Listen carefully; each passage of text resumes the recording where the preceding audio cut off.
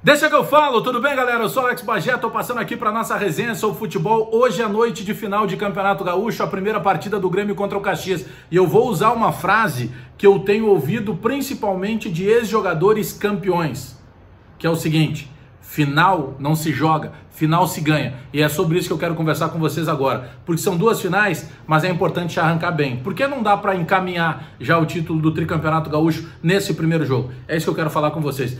Dá o joinha no vídeo aí, dá o like pra gente fortalecer a resenha, te inscreve no canal, espalha nos grupos de WhatsApp e aperta o sininho para receber as notificações. Segue aquela campanha da pirâmide aqui do canal do Bagé. Pega 3, 4, 5 amigos, traz pra cá pra gente ficar na resenha. E agora, ontem fiz live e vou começar agora. Hoje tem jogo, então depois do jogo já é muito tarde, eu vou botar o vídeo do comentário, mas vou tentar fazer aí praticamente todos os dias uma live pra gente trocar ideia, principalmente sobre o Grêmio, tá bom?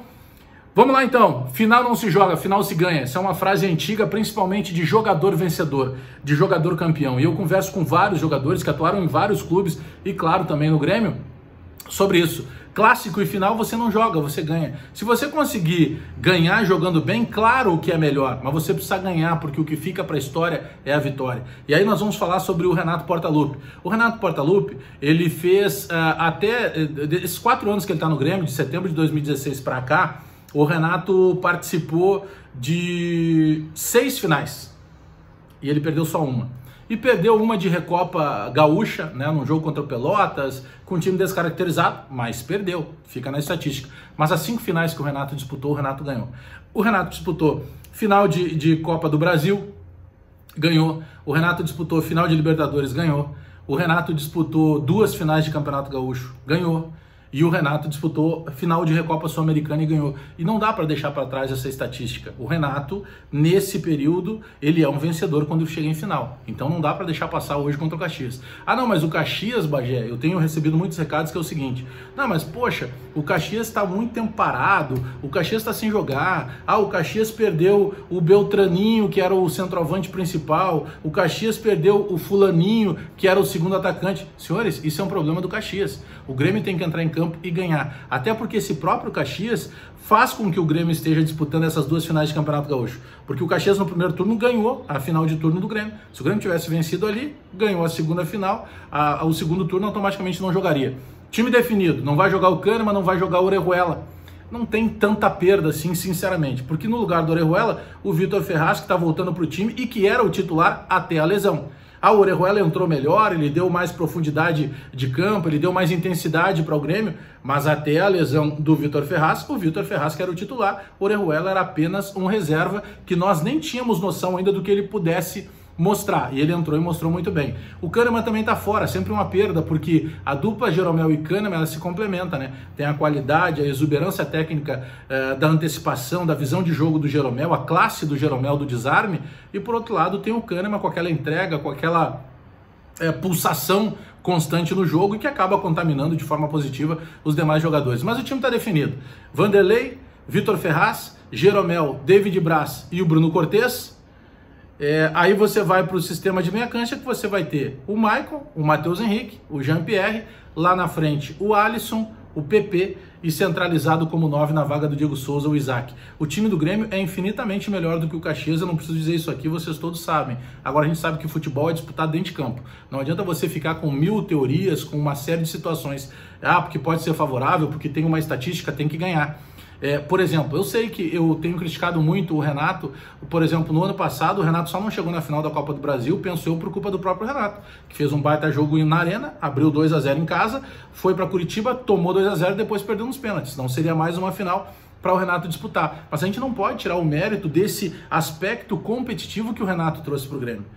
Você tem lá um time que foi formado talvez a 6 mãos, esse time do Grêmio, com o Filipão até 2015, depois com o Roger, que deixou esse time jogando um pouco mais bonito, mas aí chega o Renato e dá título, e você não pode tirar isso do contexto.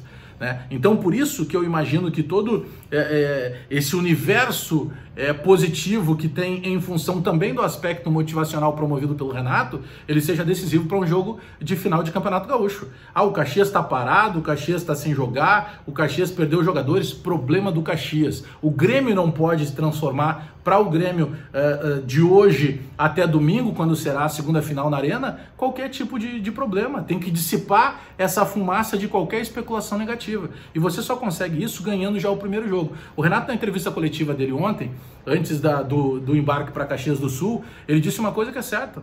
Ele disse: eu gosto das duas finais, por quê? Porque se você não faz um bom jogo na primeira partida, você tem a segunda partida para conseguir recuperar. E se você tem jogo único e faz um mau jogo, já era. Só que eu quero pegar um pouco isso e ampliar do que o Renato disse.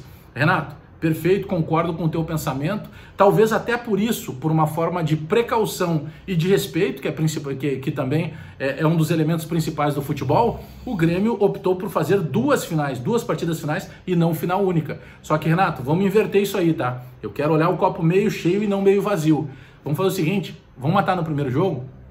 Vamos encaminhar nesse primeiro jogo, porque daí vem para a Arena, mesmo não tendo público, é um outro tipo de gramado, é um outro tipo de ambiente, os jogadores estão acostumados com o gramado da casa do Grêmio, que é a Arena, e as coisas podem ficar menos difíceis, mas não deixar para o último jogo. Eu penso que o Grêmio hoje tem que fazer o que fez em 2018, lembram? Final de Campeonato Gaúcho, 2 partidas contra o Pelotas, a primeira contra o Brasil de Pelotas, a primeira na Arena, a segunda no Bento Freitas. O que o Grêmio fez?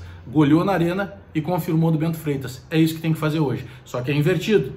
Não sei se tem que golear, mas tem que ganhar. Porque eu repito, e eu quero saber se vocês concordam comigo. E aí, final não se joga, final se ganha. O que fica marcado para a história é uma vitória ou uma derrota dentro de uma final. Então, o Grêmio está acostumado a praticar jogo bonito, a gente pode questionar e analisar, e eu tenho analisado muito essa questão da diferença de resultado e de rendimento, mas a gente sabe o que esperar do Grêmio. Agora, não pode perder final de Campeonato Gaúcho, ainda mais sendo um jogo que pode encaminhar o tricampeonato gaúcho. Tá bom, galera? Dá o like no vídeo aí, dá o joinha pra gente fortalecer a resenha, te inscreve no canal, espalha nos grupos de WhatsApp, aperta o sininho aí para receber as notificações.